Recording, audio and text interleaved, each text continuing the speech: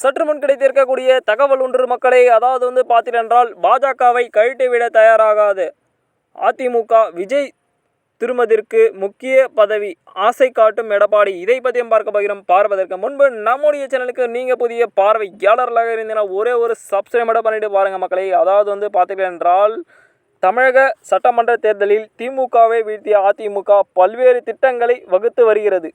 பாஜகவுடன் கூட்டணி வைத்திருந்தாலும் அதிமுகவின் 2ஆம் கட்ட தலைவர்கள் இக்கூட்டணியை விருப்பமில்லை என தகவல் தெரிவித்துள்ளார்.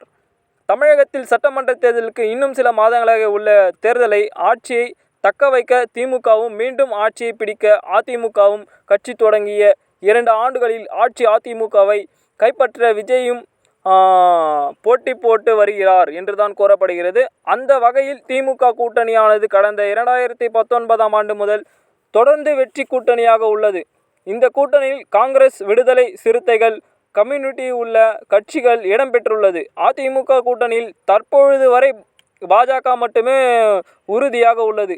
அடுத்த பாமக, தேமுதிக உள்ளிட்ட கட்சிகளோடு தமிழ் மாநில காங்கிரஸ், புதிய நிதி கட்சி உள்ளிட்ட கட்சிகளும் இடம்பெற்றும் உள்ளது என கூறப்படுகிறது. இந்த 2 கட்சிகளுக்கும் டஃப் கொடுக்கும் வகையில் நடிகர் விஜயின் தாவேகா, சீமானின் நாம் தமிழர் கட்சியும் போட்டியிட உள்ளது. இந்த சூழலில் பலம் வாய்ந்த திமுகவை வீழ்த்திய அதிமுக பல திட்டங்களை வகுத்து வருகிறது. அந்த வகையில் தங்கள் அணியை பலப்படுத்த திமுகவுக்கு எதிராக ஓட்டுகளை ஒருங்கிணைக்க காய் நகர்த்தி கொண்டிருக்கிறது. பாஜகவுடன் கூட்டணியை வேண்டும் என அறிவித்துள்ளது. அதிமுக தற்போது கூட்டணியில் உறுதியாக உள்ளது என்றுதான் கூறப்படுகிறது. ஆனால் இந்த கூட்டணியை அதிமுக விரும்பவில்லை. பாஜகவுடன் கூட்டணியால் அதிமுகவிற்கு ஓட்டு கிடையாது என தெரிவித்து வந்தனர். இதற்கு ஏற்றபோல் மதுரையில் நடைபெற்ற முருக பக்தர்கள் மாநாட்டில் அண்ணா மற்றும் பெரியாரை விமர்சித்து வீடியோவை வெளியிட்டுள்ளது.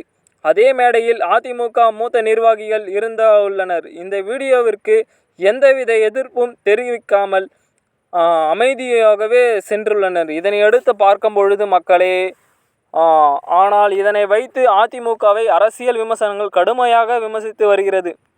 அண்ணா பெரியாரை கொண்ட கட்சி கொண்ட இதனை அடுத்து முக்கியமாக போய்கொண்டுதான் இருக்கிறது என்றுதான் எதிர்பார்க்க. ஏற்கனவே RSS விழாவில் திமுக நிர்வாகி தளவாய்ந்து வருகிறது என்றுதான் நீக்கப்பட்டிருக்கிறது சொல்ல வேண்டும். எனவே SP வேலுமணி நீக்கப்படுவாரா என்ற கேள்வியை எழுந்துள்ளது. ஏனென்று பார்த்தால் ஏற்கனவே அண்ணாவை அவதூறாக விமர்சித்த காரணத்தால் பாஜகவுடன் கூட்டணியில் முறித்து கொண்ட அதிமுக இந்த முறையும் கூட்டணியை முறிக்குமா என்ற கேள்விக்கு எழுந்துள்ளது. பாஜகவும் அதிமுகவுடன் கூட்டணி வைத்துள்ளனர். இந்த நிலையில் அண்ணாவை விமர்சித்து வருகின்ற ஒரு சூழ்நிலையிலே வீடியோ வெளியாகி இருக்கலாம். அல்லது முருக மாநாட்டில் அதிமுகவை அழைப்பு விடுக்காமலாவது இருந்திருக்கலாம்.